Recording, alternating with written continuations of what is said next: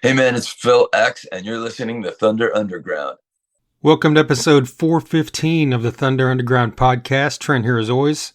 This week's a great one. Phil X is on the podcast. We're going to be talking about the brand new album from Phil X and the Drills.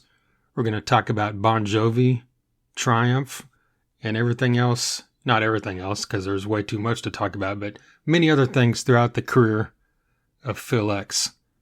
This man is a virtuoso level guitarist, amazing vocalist, amazing songwriter, everything in between, amazing human, amazing guy to talk to. So let's hear what he has to say here shortly. But before we do, I need to let you know who sponsors this podcast.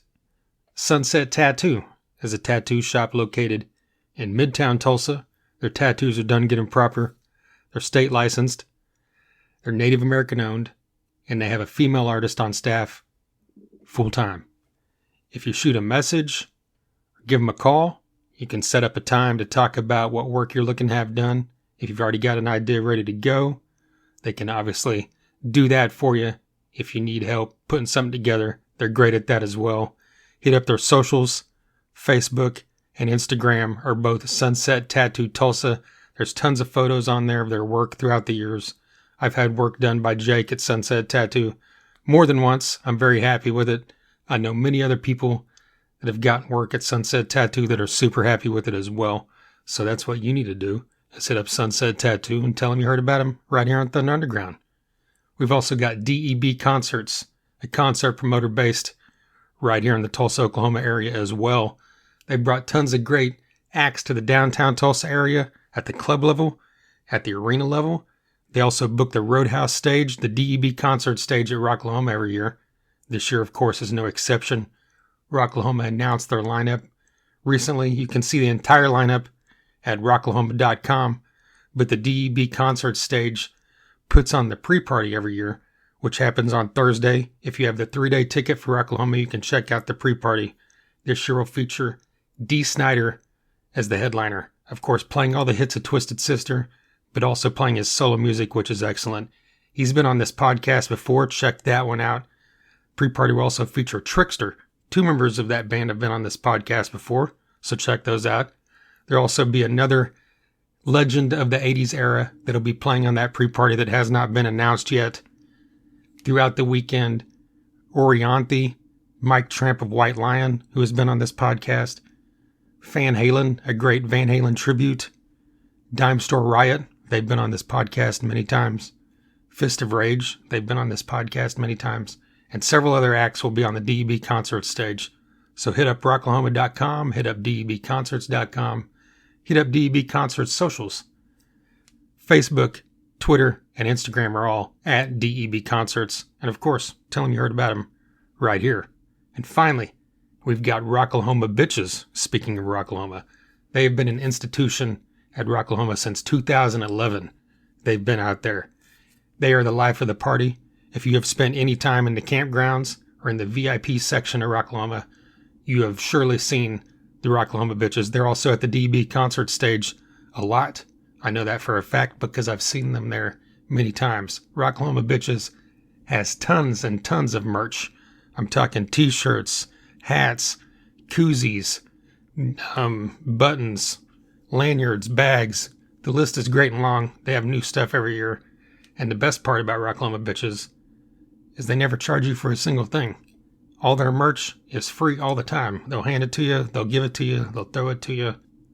And on top of that, they're extremely charitable. They're always bidding and winning the guitars that Rocklahoma puts up for bid every year that are autographed, and the money goes to local charities.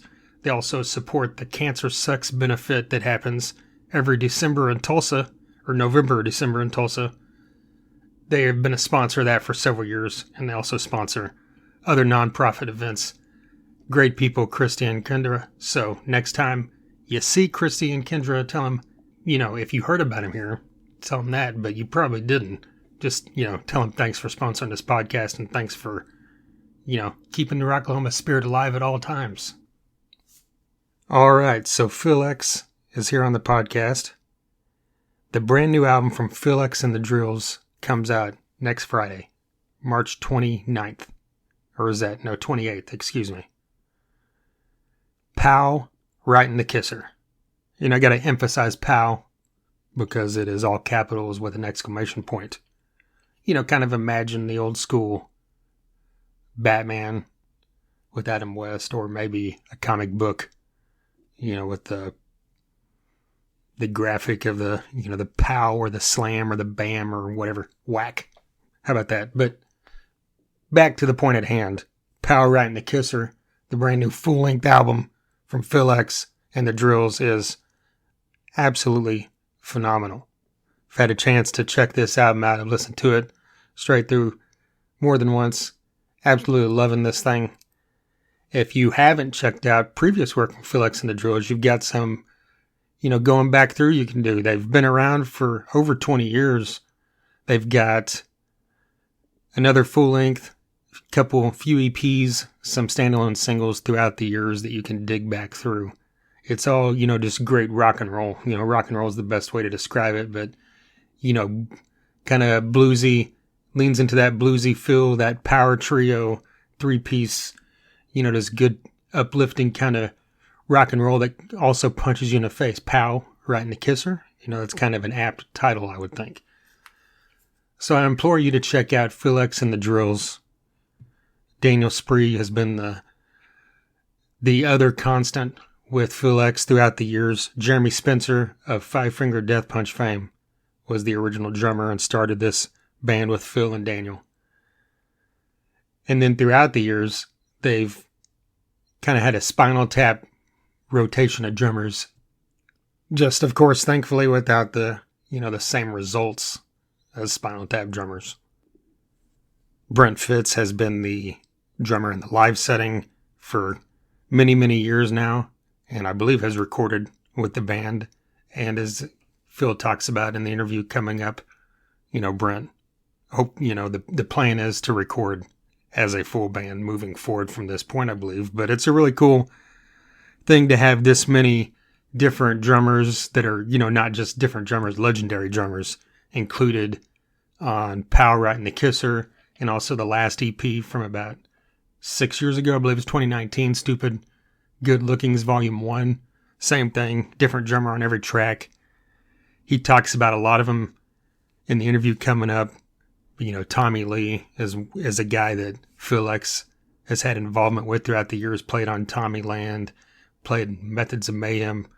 So he has a great recording history with Tommy. So Tommy stepped in, of course, to help him on a track on this album, which we're going to talk about. Tico Torres, of course.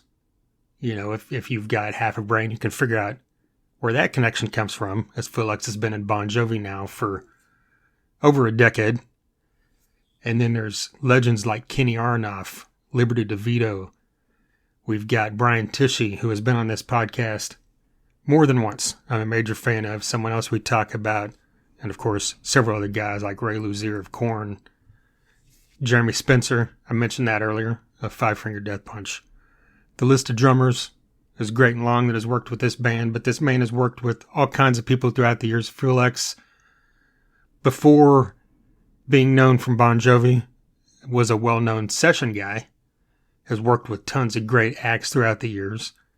Early on in Phil X's career, he was a member of the band Triumph, which, a lot of people might not realize that, is kind of a moment in time that could get lost in history to a mainstream audience, because Triumph, had their big hits and their success throughout the early to 80s and all that. And then the final album they recorded was after Rick Emmett had left the band, and they brought in Phil X to fill that role of lead guitarist and vocalist. The album is absolutely great, in my opinion. I absolutely love it. So you should definitely check that one out if you never have.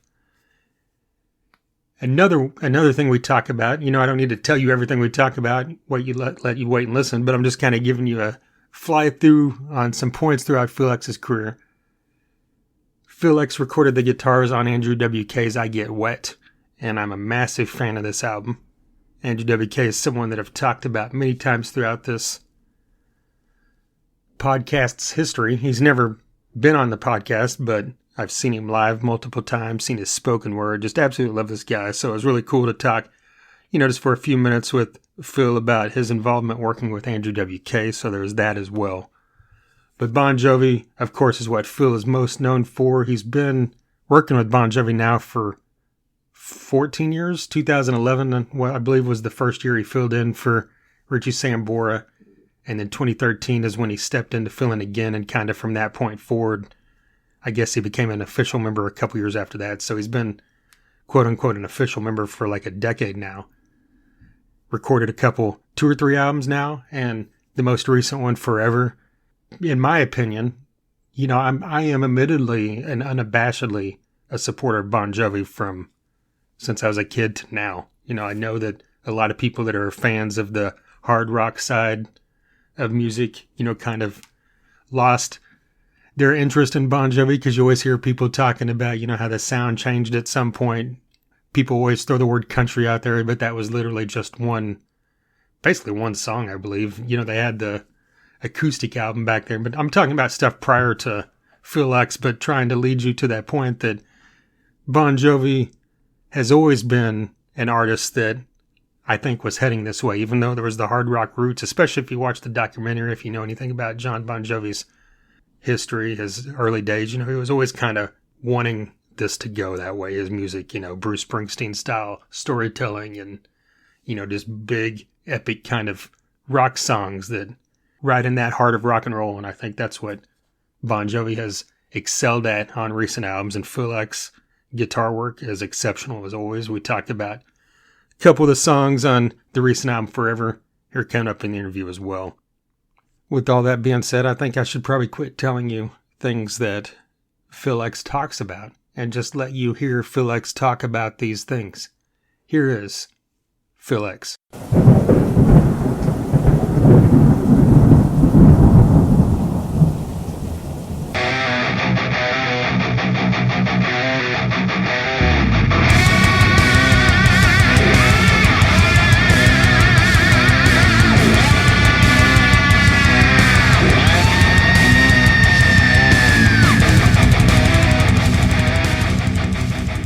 John Tempesta, I saw him play with the Cult last year. Oh, yeah. Fucking killing it. Vinny's a friend, but I don't think I've seen him in, almost like 10 years or something. Oh, wow. I love playing with that guy. We played we played a birthday party in Russia. Like a private party thing? Yeah. It was with Phil Susan on bass and me and Teddy, the keyboard player. The 4 of us went to Russia and played this birthday party. Crazy time. Yeah. Kind of jumping into it, Power Rock and a Kisser. Yeah. Comes out next week. Are you excited to finally, get a full length out after all this time? Yeah, man, it's been so long. And so long in the making too. Life has its hurdles. It's a roller coaster. But it's funny because the Bon Jovi records that came out and the tours and then this happens and then that happens, and before you know it, you're out a lot. So when you get home, you just want to be dad and not even think about music for a while. And then you get the itch and start recording again and singing and writing and all that stuff. So it took 10 years to do this one. Wow. I mean, there was an in between, like in 2019, we put out Stupid Good Lookings Volume 1. So that was like almost like chapter 1 of what was to come, Yeah. all different drummers. And then these were like in the works. But there were songs written and recorded after that. So the first song on this record, I think that was recorded was with Brian Tishy, and that was called You Sunk My Battleship. And then in 2024, I think it was October, right before we went into mastering, seemed like a good idea, which I had just written a couple of months before.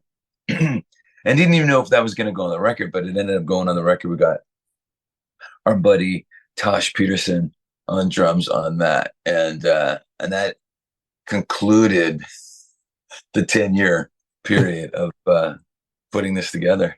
I'm really excited. It's coming out next Friday. That's awesome. Like you mentioned, stupid good lookings and like your website and everything kind of reads like you were leading towards volume two and volume three. Like, what was the Yeah. decision to, kind of scrap the EP idea and just go towards a full album like this?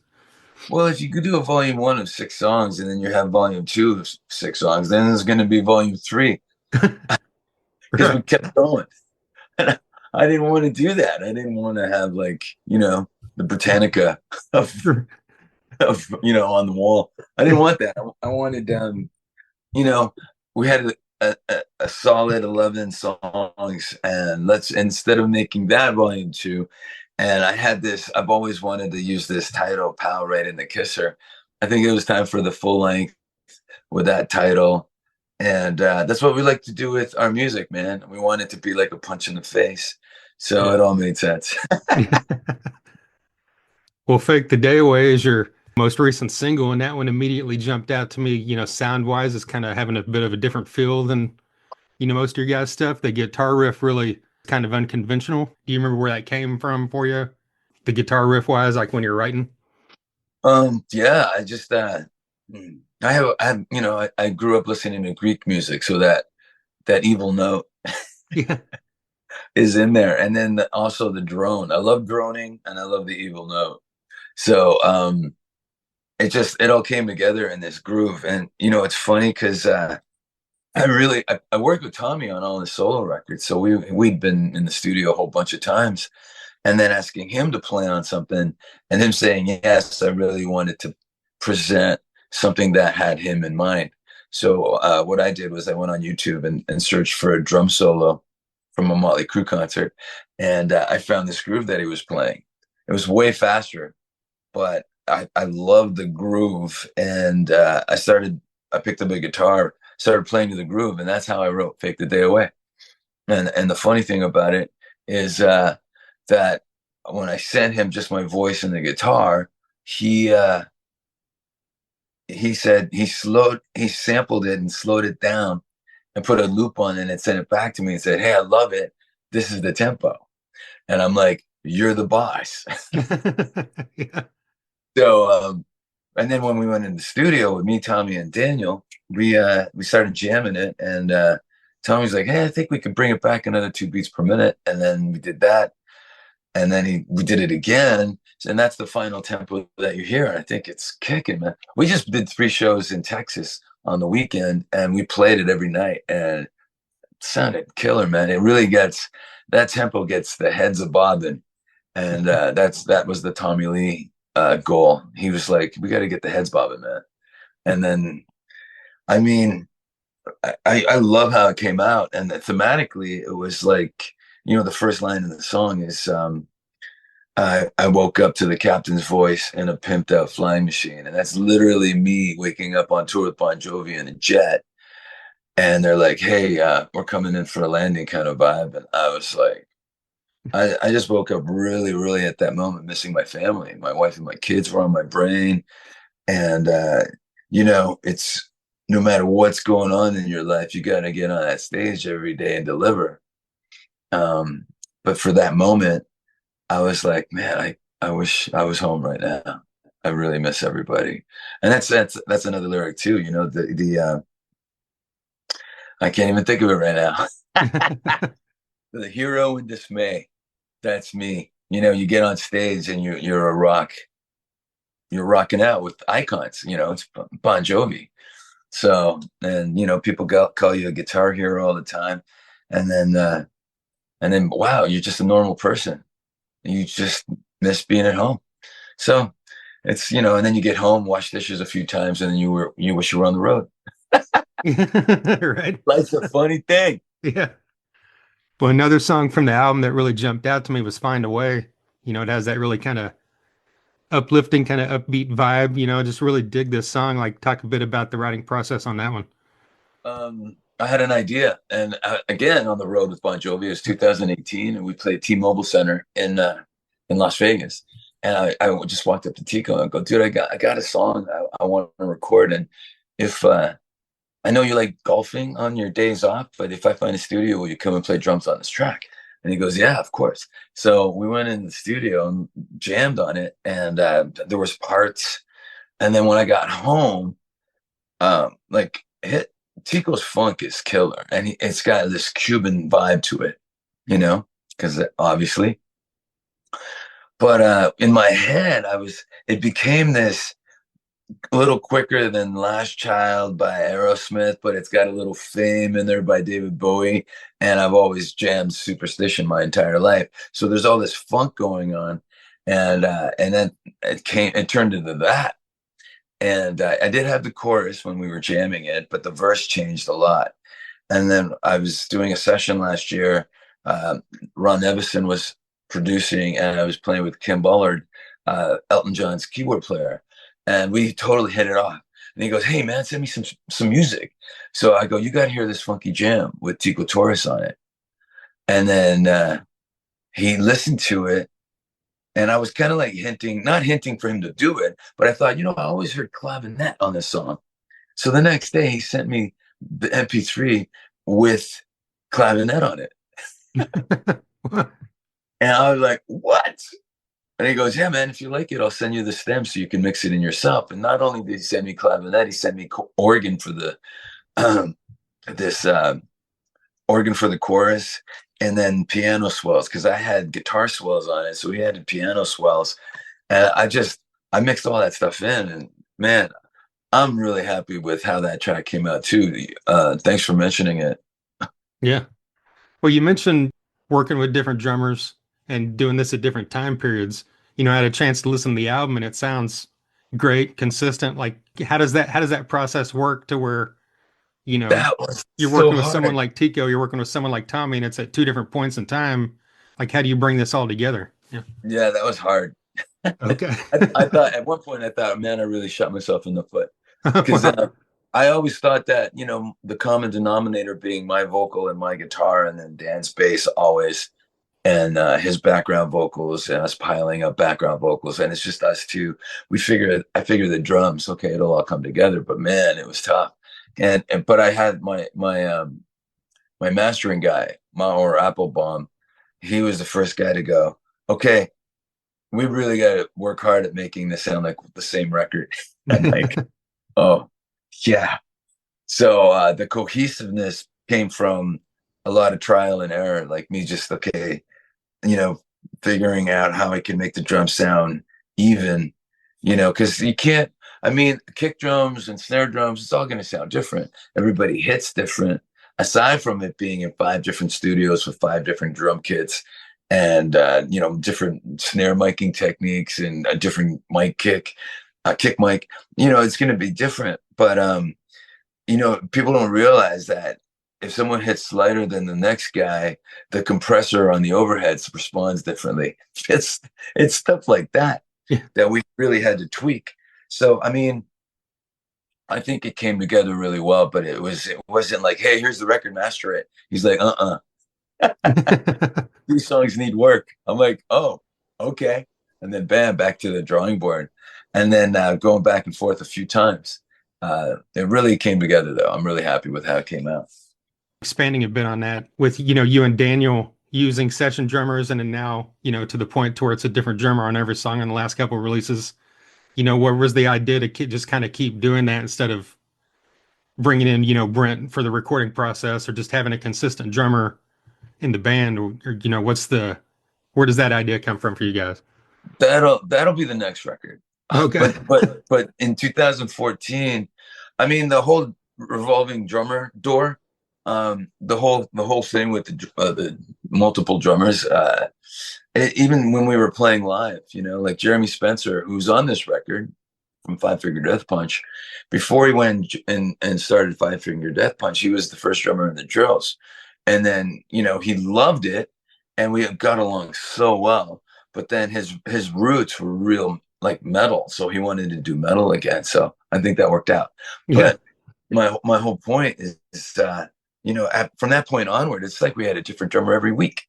It was Yeah. like it's like if you have a great drummer in LA, that guy plays in 5 or 10 bands. So I'm like, hey man, we got a gig at the Viper Room on Friday. Oh, sorry, dude, I'm playing. Okay, drummer number two. Hey, we got a gig at the Viper Room on Friday. Oh, I just booked it Friday night. It's like that. And then when you get down to drummer seven, sometimes it's not fun. You got to rehearse way more before the show, and then you get to it, and he goes into your bridge thinking about somebody else's bridge, and it's like, and so forth. But I'm lucky in my recording session guy career that I got to play with some of the best drummers in the world, and a lot of those guys are on this record. But I was doing a session in with Josh Freese. I forget whose record it was, but we were in the studio and we were having lunch, and I was showing my disgruntlement and frustration of my drummer not being able to record our record because he just booked a tour for 6 months, and Josh is like, "Hey, I'll play on a couple of songs," and I'm like, "Great."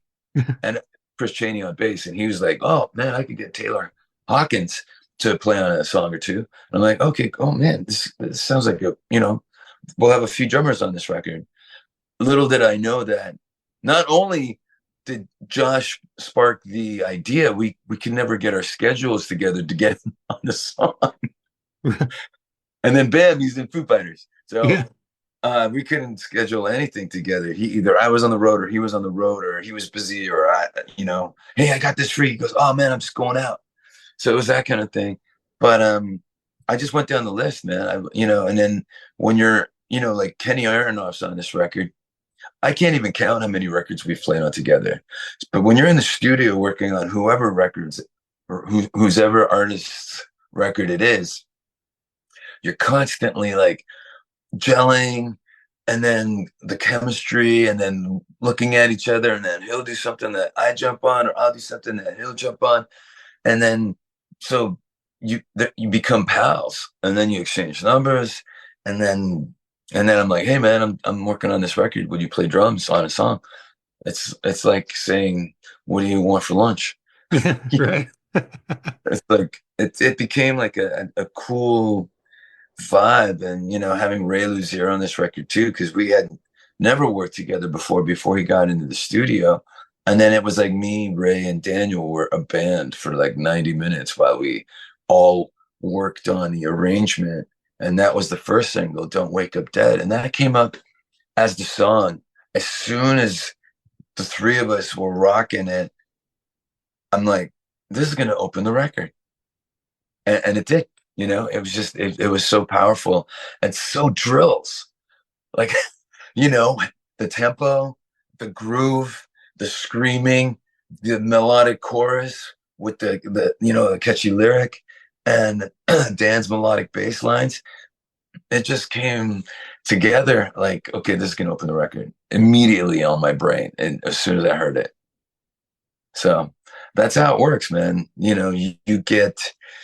Uh, you get a feeling of how it's going to play out, and then after that, I got, Tommy was on the record, and then I got Tico, like we talked about, and then Liberty DeVito and I met on the Hired Gun shoot and totally hit it off.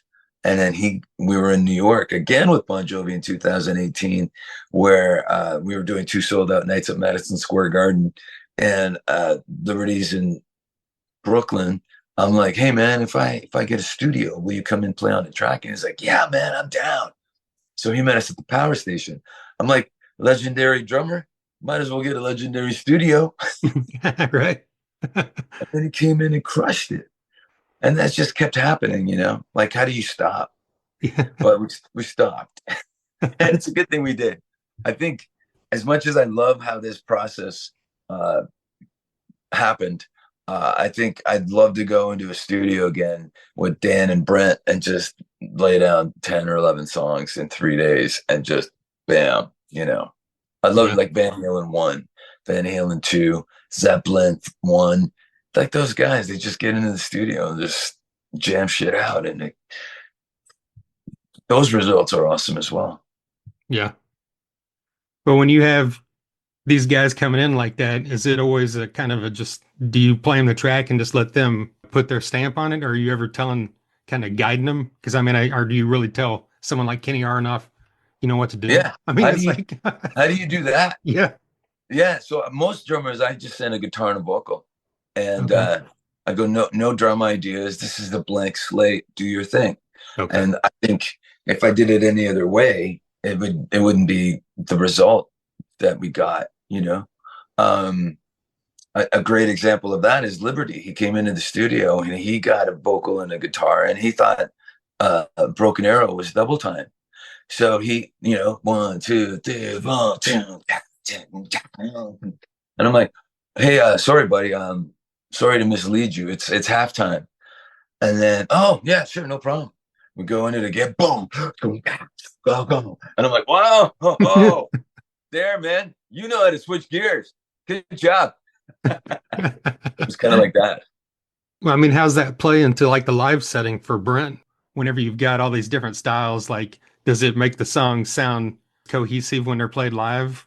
Oh yeah, I mean, we Yeah. haven't played them all live so far. We played Moving to California, and we played Don't Wake Up Dead just once. I think we just played that in Dallas on Friday. And then we played Fake the Day Away all 3 nights. And to me, we're just playing the songs. And it's like Brent is amazing. He's a chameleon drummer. He can play anything and he puts his own spin on it too. So it's just I mean, I don't go to see live shows to hear the record. I go to see the live version. So Yeah. uh, our mission is accomplished at that point. Yeah. Yeah. Good point. Well, you mentioned Brian Tishy earlier. I'm a big fan of this guy, and everybody knows he's great, but you just don't. I just still don't think he ever gets he doesn't get the recognition he deserves as being as great as he is. So, like, talk I, a bit of your I, thoughts on him just as a yeah, drummer. he's one of my faves. Yeah. Like when I play with him, when I play with him, it's just he's so powerful. And it's funny because he got on a kit. Some other people were on the same kit, and it's funny what you pick out. You're like, holy shit, he knows how to hit a tom. But his groove is amazing. He comes from the school of John Bonham and Alex Van Halen, right?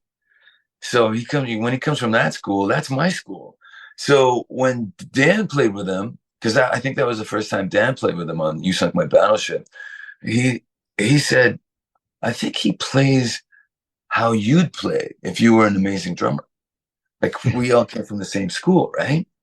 And maybe that's why I love him so much because I love drums, I just can't play. So him playing the song and serving every part, he came in with ideas and just played. And the fills were perfect, the grooves were perfect, and that has two grooves. It's got the slow feel, and then it's got the shuffle feel, and then it comes back into the slow feel with the right fill going in and out of it. And to me, I don't know, it was perfect. I didn't. I think, dude, I think that's done. Let's just do it one more time to have a safety. you know, it was just amazing. It was like, and there was, I believe that there was a fill in the third chorus that just guitar playing and singing on it. And this fill was so good that it was kind of like masked by guitars, bass, and vocals. So I actually grabbed that fill and copied and pasted it to the beginning of the song because Oh, I felt like it deserved to be all by itself. nice. So yeah, he goes, I don't remember playing that fill at the beginning. I go, yep, you didn't. But that fill needed to be heard, and it went to the beginning of the song. Yeah, Very cool. Is the writing process on the majority of these songs entirely you, or is it you and Daniel together, or how's that process work? I think for all these songs, it was me. And I'll bounce songs off him, and sometimes they'll have something to add. Like on previous records, we had the song called Helicopter, and he was like, that should happen there, and that should happen there, and then this going into the last chorus. Okay, there's your writing. you know. Yeah. But I think this was all ideas that I had had over years, over the 10 years probably, process. I mean, moving to California, I think I wrote in 2004, but it never made it on a record for some Oh, reason or wow. another. But and then that was the one I gave to Jeremy because he was around back then. So um but Dan wrote Feel Better, and it's his vocal on it. He sang lead on it because we were at his house and he goes, hey, I need to play you a song. And he played me the song. And then and I go, dude, that song's great. And then when I was driving home, I couldn't get the song out of my head. And then when I got home, I called him on going, that's going on the next Joe's record. And he's like, wait, no, it's going on my record. I'm like, nope. Like, so I go, hey, it's your tune, pick the drummer. So he picked Ryan McMillan because they had played in a couple of bands together. And Ryan was in Matchbox 20 for a while. So he had this, he had his own history in rock and roll. And so he came into the studio, and it was the same day as Ray, actually. And we just recorded that. And then Dan sang it and sent me the vocal.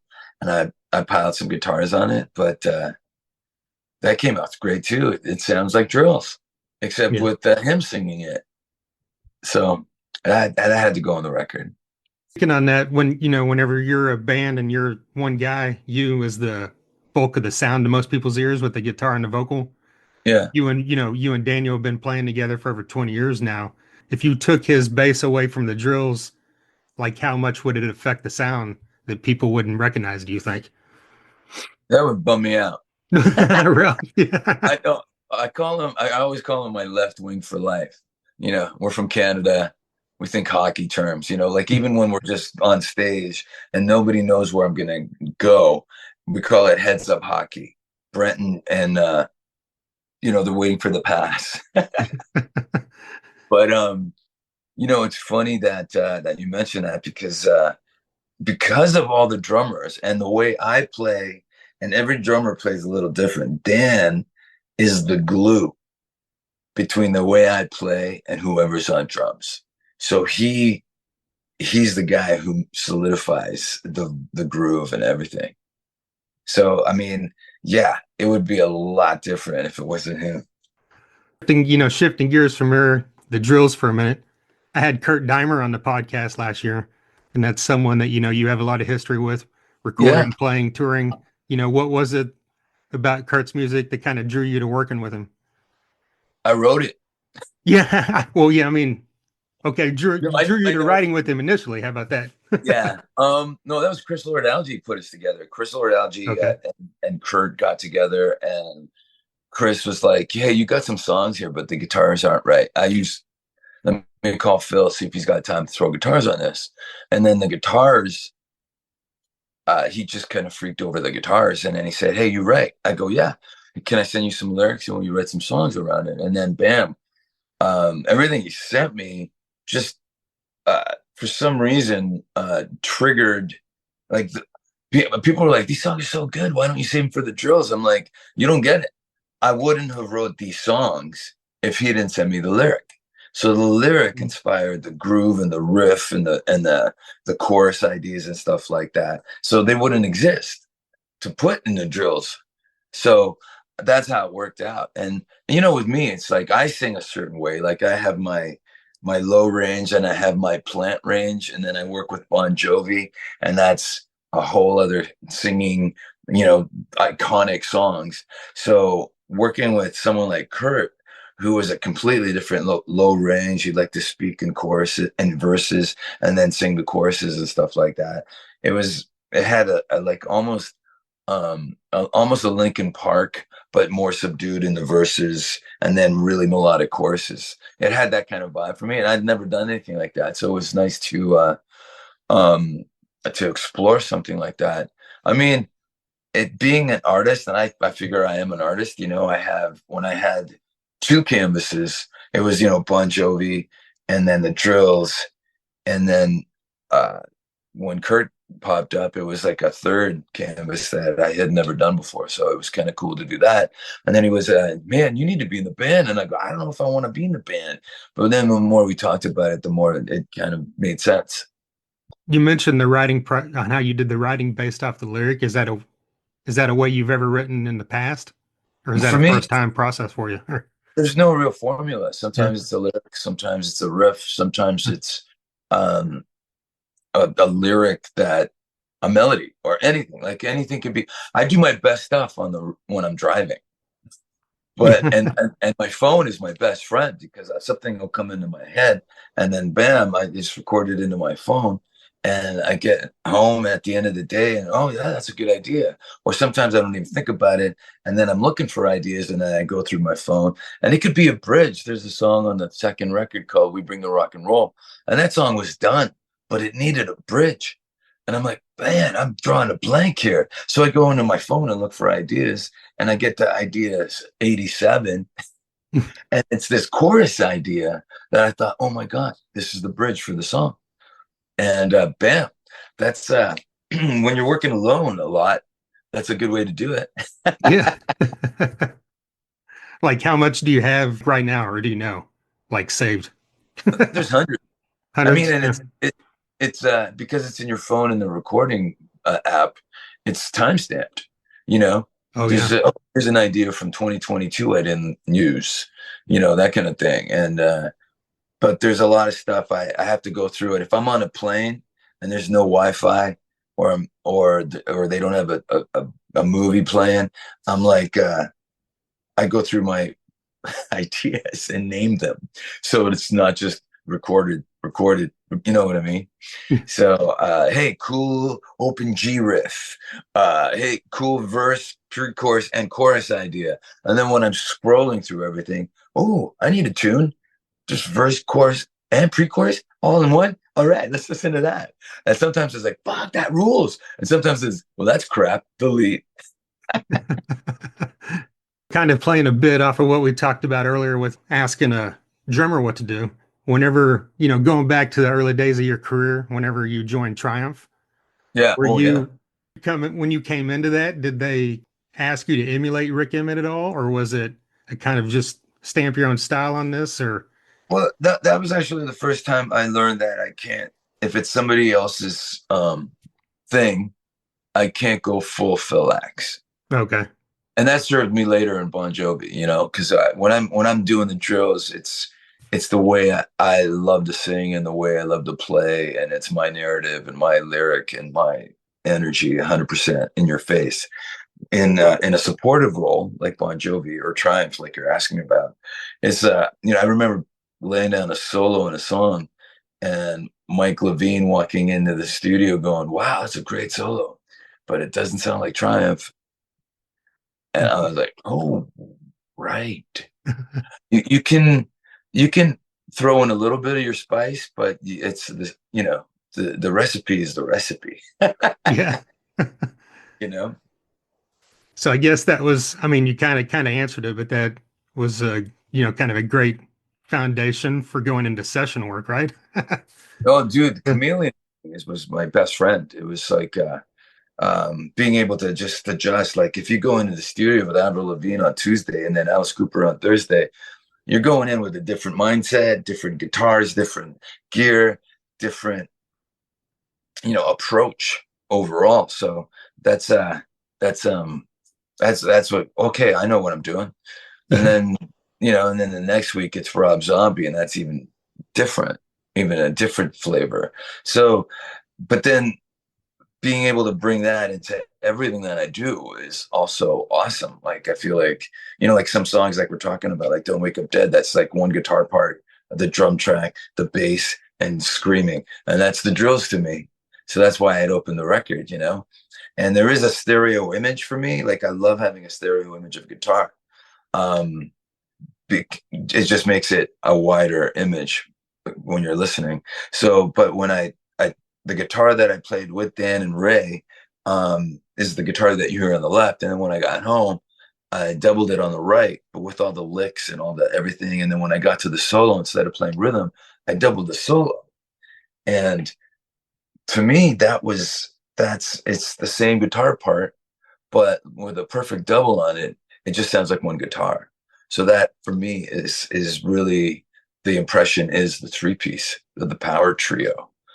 There's other songs on this. There's lots of, like there'll be like an acoustic overdub in Broken Arrow, or I pile guitars high in in a song like Heal.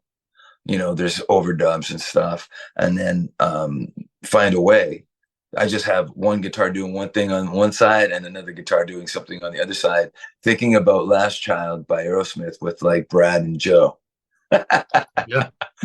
kind of thing. So it's kind of neat, man. I mean, I love being able to, I mean, especially playing with so many drummers. It's like, what guitar should I use? I'm Yeah. not going to use the same guitar on all the songs. That has its place, like Van Halen one. Yeah. one, two guitars, but it's just one guitar over here with a bunch of reverb on this side. And that's your stereo image. And we kind of did that one on Stupid Good Lookings because I wanted to celebrate the 40th anniversary of Van Halen 1. And I wrote an homage to Van Halen 1, which was Rock and Roll You All Night Long. And that was Oh just wow. one guitar with Glenn Sobel on drums and just this one guitar over here. And I think Chris Lord Alge mixed it. No, he did mix it. But instead of reverb on the other side, he put this really cool delay or decay or something on it. And but as much as I loved it being three guys just jamming live off the floor, which is what Van Halen 1 sounds like. Instead of, in the solo, I wanted key changes like in I'm the One, but there's no tapping, there's no whammy bar, it's just Phil X licks. So my homage to Ed was the vibe and the joy, because I'm so damn happy when I have a guitar in my hands. I did want to ask you, what you mentioned about, being a chameleon when you talk about, the drill stuff, just letting loose, doing whatever you want. And then you're in Yeah. the studio recording with Bon Jovi. You know what they're looking for with Bon Jovi, but like, how easy is it for you to just flip that switch? And then, like you mentioned earlier, between like Avril Lavigne and Alice Cooper or whatever. It's you know it when you're walking in, you know Yeah. what's expected, and for me it's John's baby. you know he's making a record, he's written the songs, he knows. See, I always go in, like, even when I was doing sessions, it was like you'd hear a demo of a song and everybody's mind frame was to beat the demo, you know and then it was funny because when we were working on a Kelly Clarkson record, a demo came in and it was a Katy Perry song, and it was like, wait, this ain't no demo. This is a fully produced track that didn't make it on her record because she had too many songs. You know what I Wow. mean? So we're not beating a demo. We're beating a well-produced, radio-ready song.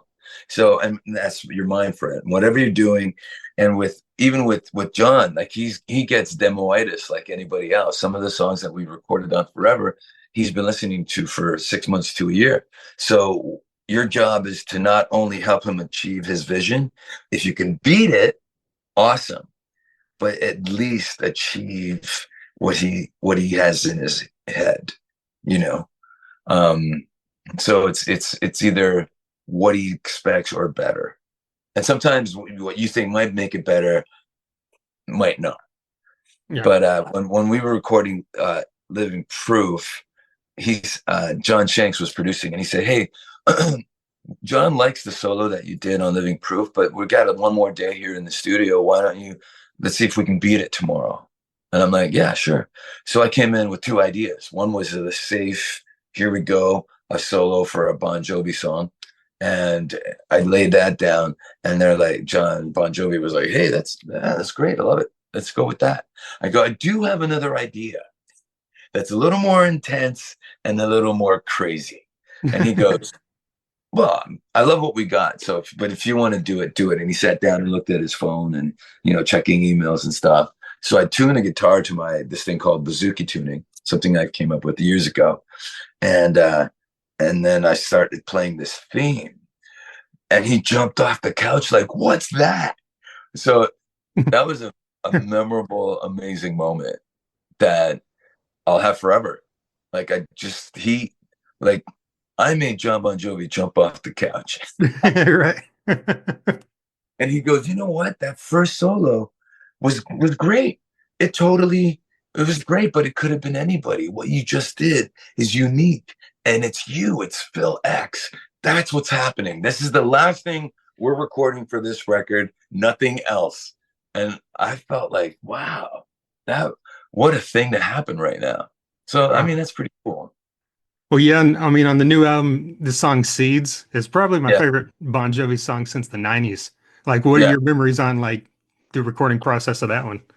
No, even before the recording process, when we were doing pre-production at John's place, and it felt like, oh, oh, oh, oh, oh, this is going to be special. We were just, it was an idea that came in, and we were just, everybody's in the room, and you could feel the energy from like what Tico's playing on the drums, and me and Shanks were looking at each other and vibing on each other, like I mentioned earlier, like the Brad Whitford and Joe Perry way, where he's doing something and I hear it, and I do something and he hears it, and the guitars are going like this, and Hugh's holding down the bass, and then there's keys are happening, and then Shanks is like, oh, when we record this, we're getting an orchestra at the end. There's going to be some strings and stuff, so you hear it unfolding. And then when we got to the studio, it just took it up another notch. Now the drums sound like record drums, and we're playing through our amps, and John singing, and this, and there's an actual ham and organ going on, and it, I mean, yeah, it's one of my favorite tracks too. Like I could just, when that happens, you're like, being a part of it is a gift. It truly is special, and creating that whole vibe musically is something you always, if that happened every day, it Right. can't every day. It'd be impossible. Yeah, But then it's it wouldn't be pretty special, right? right, exactly. Yeah. If everyone was a superhero, nobody is. Right. Well, one final kind of random question for you. Yesterday, I was just kind of digging through your list of session work, and I noticed that you worked on Andrew WK's I Get Wet. And I just absolutely love this album.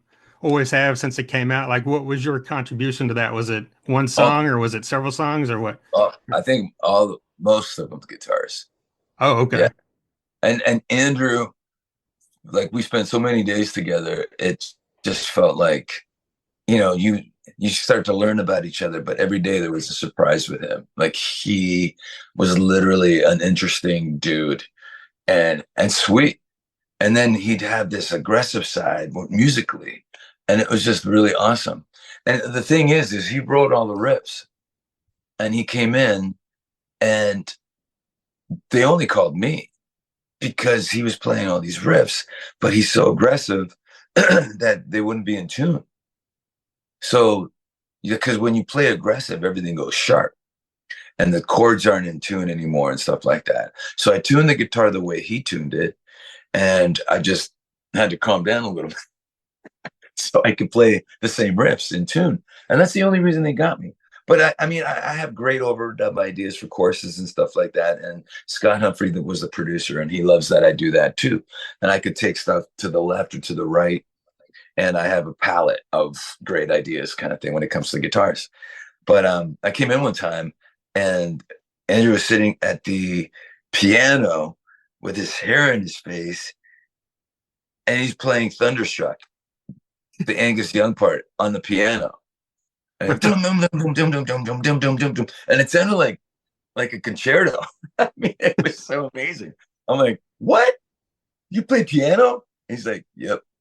And he looked back down, and he got back at it like a mad scientist. It was pretty amazing.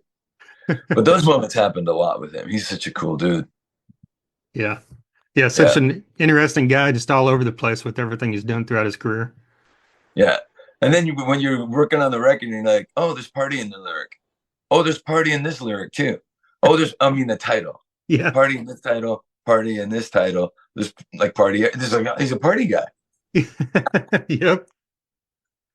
Well, I guess bringing it back around for a final question, relating to your music, mentioning song titles. I mean, your song titles have always been, not always, I mean, there's some short ones, but usually it's like a phrase or something, just pulled right out of a lyric. Like, was that an idea you guys, you and Daniel had early on to just kind of make these more Uh, elaborate song titles? that came from me. That was Okay. like, I hate looking. Somebody goes, hey, look at my record, and oh, like, okay, I've heard all these titles before. I got to start doing something different. So, I mean, I never heard Air Hockey Champion of the World before. Right. I wish my beer was as cold as your heart. I mean, it sounds like a country song, but what a cool rock song. But my favorite thing in 2024 was the Drills open for Motley Crue at the Illinois State Fair.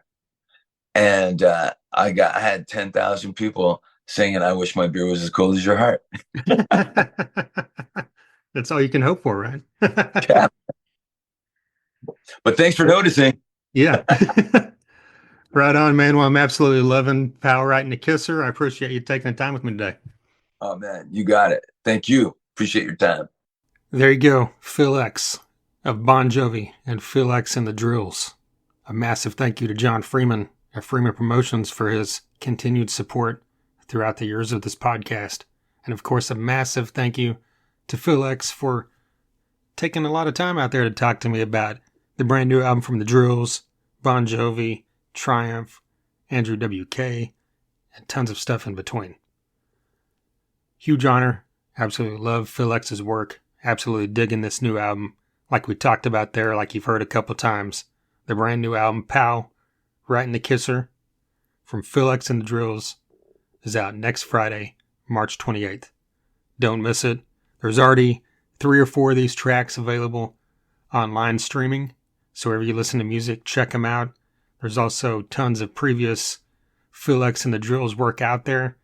If you're not familiar with it, there's also tons and tons of other stuff this guy's been involved with throughout the years. We talked about Kurt Deimer. He's been on this podcast before. If this is your first time listening, I greatly appreciate it. You've got 414 episodes prior to this you can check out, dig back through, just like that Kurt Deimer episode. I'm trying to think if there's anyone else we mentioned that has been on the podcast, but, I mean, in the interview itself. But he mentioned one thing I did want to kind of throw out there, which is loosely related. He mentioned John Tempesta at the beginning. He was relating it to, since this is an audio podcast, my background on the wall behind me when I'm doing Zoom or video interviews, has several autographed drum heads, and one of them was John Tempesta and Vinny Appice. So that's where that kind of came from, him talking about that at the beginning. And John Tempesta has not been on this podcast, but John Tempesta is in a band called Motor Sister, which is a super group. It includes Pearl a Day, Scott Ian of Anthrax, Joey Vera of Armored Saint, and John Tempesta, and the singer and guitarist is Jim Wilson. Jim Wilson had an amazing group called Mother Superior that was kind of the impetus for this band of forming in the first place, Motor Sister, which that's a story in itself. But the point is, John Tempesta is a part of this group, and whenever I hear Phil X and the Drills, Phil X's voice, the Drills' music, the guitar playing and everything, it reminds me, it doesn't sound exactly like, these guys are totally different, but Jim Wilson's vocal and guitar work in bands like Mother Superior and Motor Sister, and even his solo work, him and Phil X kind of have a similar vibe in my opinion. So I just want to throw that out there if you're a fan of Phil X and the Drills and you're not familiar with Jim Wilson's work, whether that be Mother Superior, Motor Sister, or his solo work, like I said, be sure and dive in and check that out. He's been on the podcast 4 or 5 times. Great dude to talk to. Other people that have been on this podcast that you've heard of, lots of them. Dee Snider of Twisted Sister, Vivian Campbell of Def Leppard and Dio, Jeff Tate of Queensryche, Mark Slaughter, Frank Hannon of Tesla multiple times, Brian Wheat of Tesla, Josh Todd of Buck Cherry. We've had on members of Megadeth, Skillet, Three Doors Down, Hellstorm, Testament, Corrosion and Conformity, Clutch, Living Colour, Whitesnake, Motley Crue, Guns N' Roses, Lynyrd Skynyrd. The list is great, the list is huge, and the list is long. TheThunderUnderground.com. You can listen directly there. You can find all the socials there, so follow us on all the socials. One thing about the Thunder Underground socials is I've always, throughout the years, been heavily about just always posting the podcast on the socials and then just random things here or there, but not much. I've gotten way more active on the socials in the past few weeks. Tons of videos relating to either current news or, just interesting music facts. So I'm just throwing that out there to follow all the socials. Wherever you watch things like reels or shorts or videos, be sure to follow there. We're on TikTok, YouTube, Facebook, Instagram, Blue Sky, all that. So just follow everywhere you see, anywhere you see a post, if you just hit the heart, if you hit a like, if you hit if you comment, if you share, all of that helps out immensely of spreading the word on this podcast. I would greatly appreciate it. Once again, a massive thank you to DEB Concerts, Rocklahoma Bitches, and Sunset Tattoo, Freeman Promotions, and of course, Phil X. And until next time. Too, man. How you doing? Great. Yeah, good. I know Absolutely. we went through that. I just got home from dropping the kids off at school. So Okay. I'm trying to get my rock and roll bearings together. Thunder Underground, y'all.